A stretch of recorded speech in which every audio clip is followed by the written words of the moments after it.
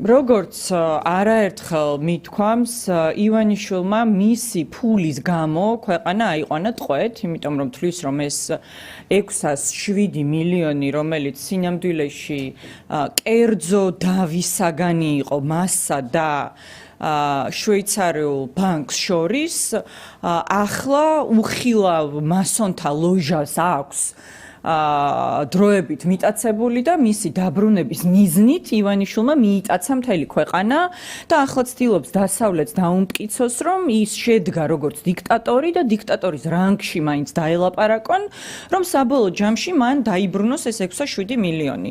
მე დადასტურებულად შემიძლია გითხრათ, რომ ბოლო მაღალი დონის ვიზიტი რაც შედგა საქართველოში ამერიკის შეერთებული შტატების მხრიდან, ეს იყო წინა ადმინისტრაციის პირობებში, 1 საათიანი შეხვედრიდან ირაკლი კობახიძე 45 წუთი სწორედ ამ 607 მილიონ დოლარზე საუბრობდა, რომლის დაბრუნებაც ივანიშვილისთვის დღეს უმთავრესი ამოცანაა, მაგრამ დიდი შანსია, რომ ბრიტანეთში სასამართლო გადაწყვეტილების მიუხედავად ივანიშვილმა მაინც ვერ შეძლოს ამ 607 მილიონის დაბრუნება, რატომ? იმიტომ რომ როგორც სანქცირებული პირი შესაძლოა სასამართლო მიიღოს გადაწყვეტილება, რომ ამ თანხის მიკუთვნება ამერიკის შეერთებული შტატების მიერ სანქცირებულ და ბრიტანეთის მიერ შესწავლის ქვეშ მყოფ პირს არ მიეკუთვნოს. ამიტომ რა თქმა უნდა, ხა ეს ივანიშვილისთვის, რომლისთვისაც ფული ყველაფერია, სინამდვილეში ნომერ პირველი უსამშობლო ის არის, იმიტომ რომ არაფერი აინტერესებს საკუთარ ფულზე მეტად და მზად არის რომ ივაჭროს ქვეყნით, ადამიანებით, იმისთვის რომ გამოივაჭროს თავის 607 მილიონი. შესაძლოა რომ 24 ნოემბერი, როდესაც როგორც ვიცი დიდმა ბრიტანეთმა აღნიშნული გადაწყვეტილება უნდა მიიღოს, მისთვის ძალიან მძიმე დღე აღმოჩნდეს. მეორე კითხვა, კიდევ ერთი წამი გავაგზავნებ ფორმულას უნდა 11-იანში. 28 ნოემბრის აქცია 1 წელი გახდება კოლგატიდან ეს უშედეგობასაც. ძალიან მნიშვნელოვანია ის, რომ ქართულმა ხალხმა ასეთი შეუპოვრობა აჩვენა ივანიშვილის რეჟიმის პირისპირ, რომელმაც 28 ნოემბრის 1 წლის წინ ოფიციალურად დაასამარა საქართველოს ისტორიული ევროპული არჩევანი მისი ხელით, მაგრამ ამ მომავლის გამგრძელებელი იყო, არის და იქნება ქართველი ხალხი და ამის სადემონსტრაციოდ, რა თქმა უნდა, ძალიან მნიშვნელოვანია 28 ნოემბრის აქცია, რომელიც იგეგმება, რომელსაც რა თქმა უნდა, ერთიანი ნაციონალური მოძრაობა უერთდება საქართველოს მოქალაქეებთან ერთად. სერგი კაპანაძე შეხვდა საფრანგეთის ელჩს. შეხვედრაზე მხარეები დეტალებზე აღსაუბრებენ, მაგრამ ბუნებრივია. შეხვდა ასევე საკუთარ სახლში საფრანგეთის ელჩს. თქვენი აზრით, რას ემსახურება ეს შეხვედრები, როდესაც არც საელჩო და არც NGO-ები კონკრეტულ დეტალებზე აღსაუბრობენ. სერგი კაპანაძე იყო საქართველოს საგარეო საქმეთა მინისტრის მოადგილე და მე ვიტყოდი ერთ-ერთი ყველაზე გამორჩეული დიპლომატი, რომელიც ყველაზე გამორჩეულია მათ შორის საქართველოს ეროვნული ინტერესების დაცვით, რომელთან ერთად მუშაობის პატივიც ქართულ დიპლომატიურ სერვისში, კორპუსში მქონდა მეც. და მან, ისე როგორც მეც და ყველა სხვა ადამიანმა, ვისაც ერთი დღე მაინც აქვს გატარებული ქართულ დიპლომატიაში, როდესაც ის არსებობდა, არა რუსკოცების პირობებში დღეს.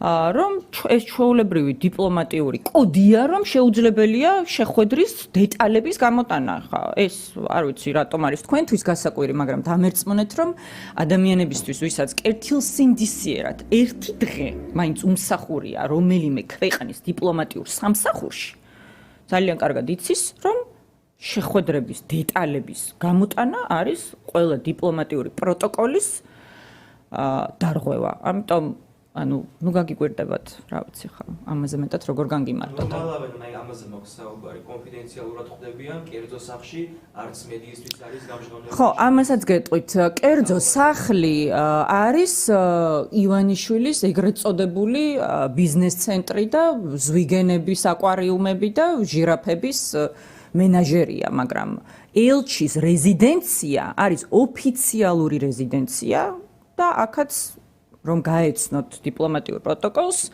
ნახავთ, რომ ელჩის ოფიციალური რეზიდენცია არის სწორედ ის ადგილი, სადაც სახელმწიფოს წარმომადგენლებმა სხვა სახელმწიფოებში, ანუ ელჩებმა, უნდა მიიღონ ყველა სტუმარი, ვისთანაც ურთიერთობის დამყარება მათი სახელმწიფოსთვის მნიშვნელოვანია და დამერწმუნეთ, რომ საფრანგეთი საქართველოს ორმხრივი ურთიერთობისთვის ძალიან მნიშვნელოვანია საფრანგეთის ელჩი იყოს ინფორმირებული, არა მხოლოდ რუსკოცური ნარატივებით.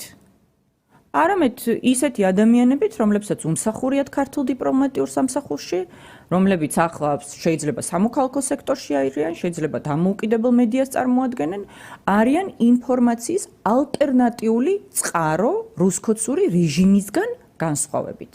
ამიტომ ამაში თავისთავად დამერწმუნეთ, ნამდვილად გასაკვირი არაფერი არ არის.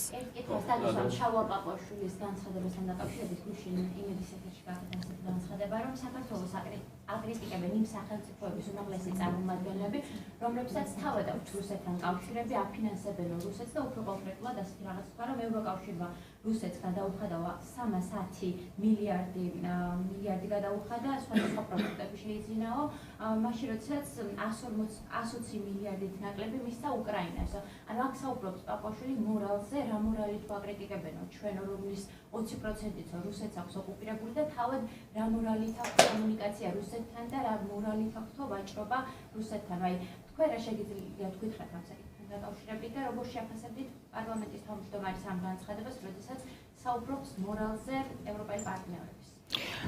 ქალზე მოძალადე შალვა პაპუაშვილისგან, რომელმაც უმაღლეს ტრიბუნაზე გამოავლინა თავის ძალადობრივი ხასიათი, მორალზე საუბარი ტრაგიკომიკურია, რაც შეეხება დასავლეთის და კონკრეტულად ევროკავშირის წევრი ქვეყნების დამოკიდებულებას განსაკუთრებით ნავთობ პროდუქტების ნაწილში რუსეთზე, ეს იყო ძალიან სერიოზული პრობლემა და გეოსტრატეგიული შეცდომა, რომლის გამოსწორების პროცესში ახლა არის ევროკავშირი და ვიცით, რომ მათი უმრავლესობა სრულიად ენერგოდამოუკიდებელი ხდება, ან უკვე გახდა რუსეთის ფედერაციისგან, რაც არის რუსეთის ფედერაციის და პუტინის და მისი ომის მანქანის დასუსტების მთავარი საფუძველი.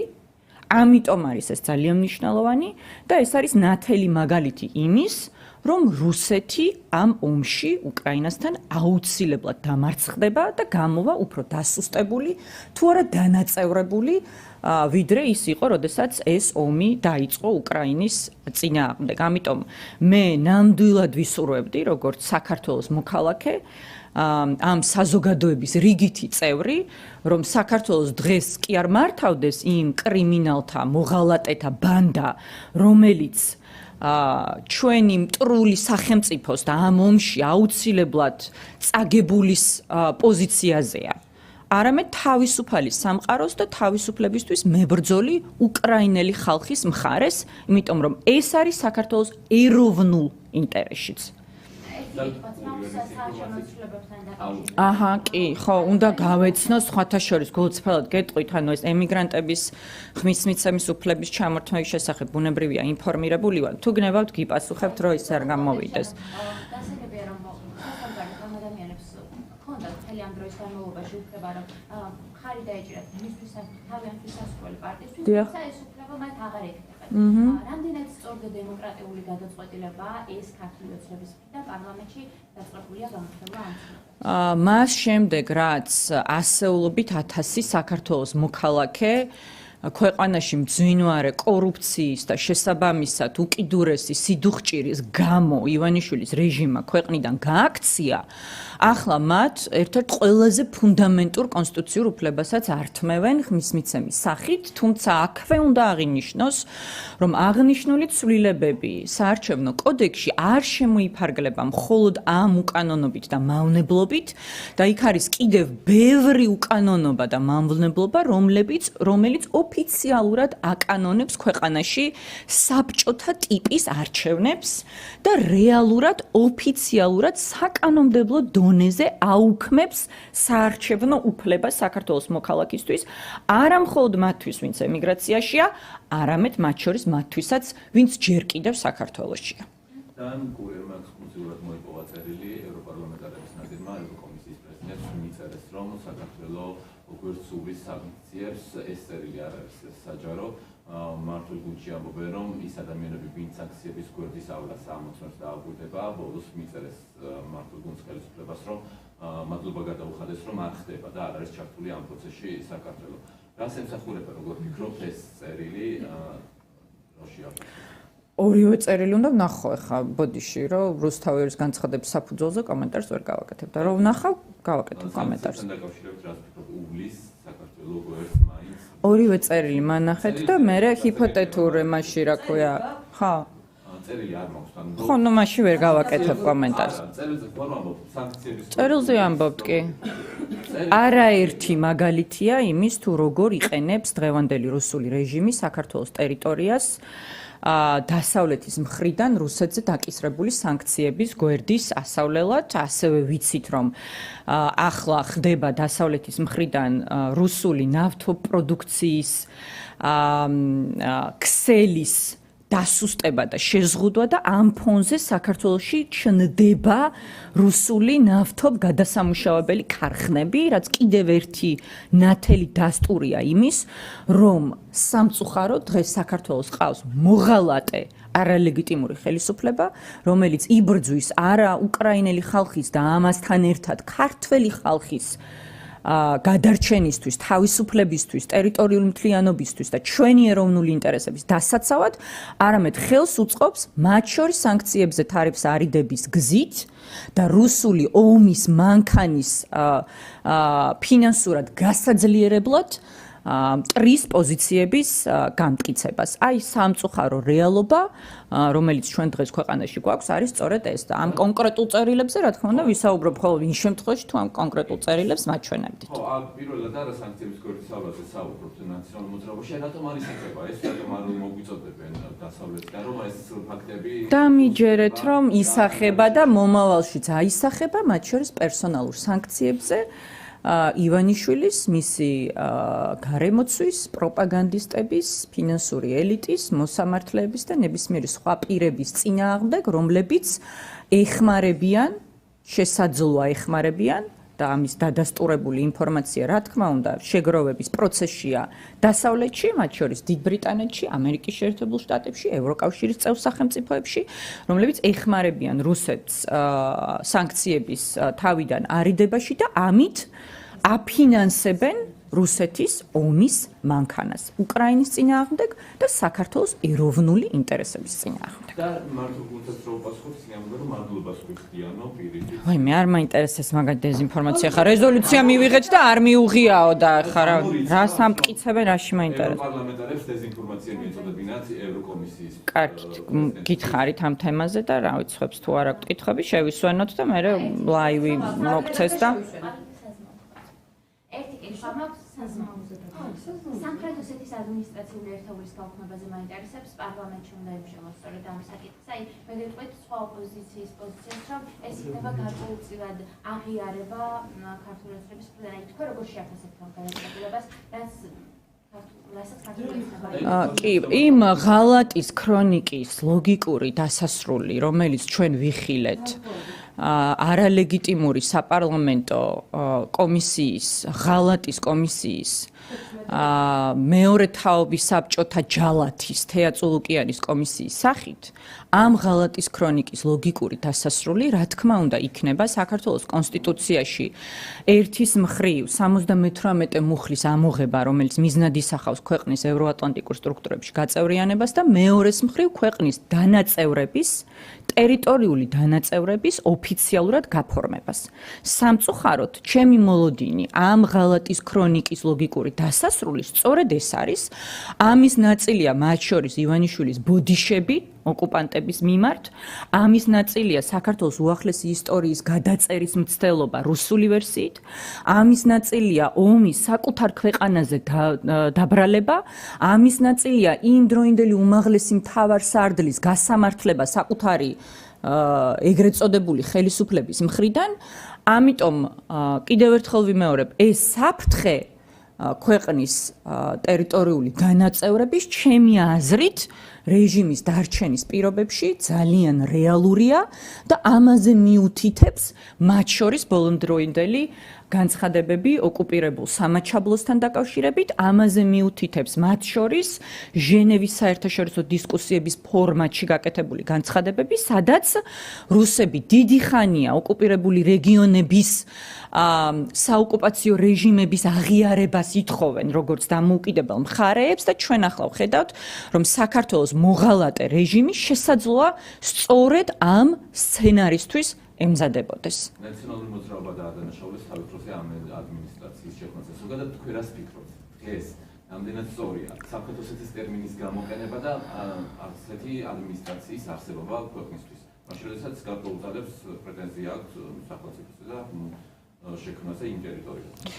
ერთიანი ნაციონალური მოძრაობის წინააღმდეგ ბრალდების კამპანიას რუსული რეჟიმი აწარმოებს ხელისუფლებაში მოსვლის დღიდან 2012 წლის 1 ოქტომბერს. მნიშვნელოვანია ხელისუფლებაში ყოფნის 13 წლის განმავლობაში რა გააკეთა თავად რუსულმა ოცნებამ. და რუსულმა ოცნებამ გააკეთა ის, რომ მტერს უხდის ბოდიშს, საერთაშორისო ჟენევის მოლაპარაკების ფორმატს ლამობს ჩვენი ტერიტორიული მთლიანობის, ჩვენი ტერიტორიული დანაწევრებისთვის და რეალურად ჩემი ანალიზით ემზადება უდიდესი ღალატისთვის იმისთვის, რომ საბოლოოდ მტერს ჩააბაროს საქართველოს ოკუპირებული რეგიონები, ამ მიზნით შეცვალოს საქართველოს კონსტიტუცია და დაანაწევროს სამუდამოდ ჩვენი ძვირფასი სამშობლო.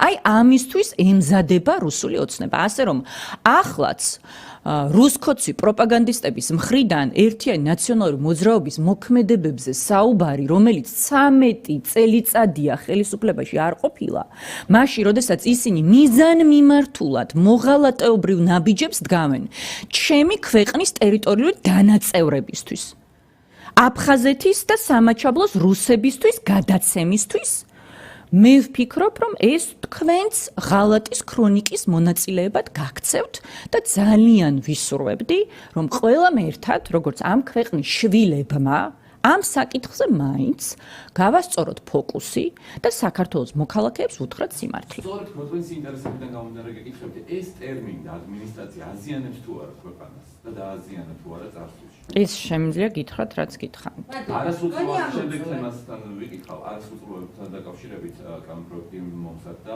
მართლაც ჩავდანა, რომ ეს არის გერმანული მოდელი, საქართველოში შეიქმნება მხარდაჭერის სახლის და მე რო დამიჭერენ და ჩამომახჩობენ, იტყვიან, რომ ეს იყო ლუი მე-16-ის მოდელი და თქვენც ალბათ ესე გააშუქებთ, ხო? გერმანული მოდელი დაკომპლექტებულია პროფესიონალებით, რომელიც შექმნა სპეციალურ პროგრამებს იმ არასრულწლოვნებისთვის, რომლებიც ჩადიან დანაშაულს.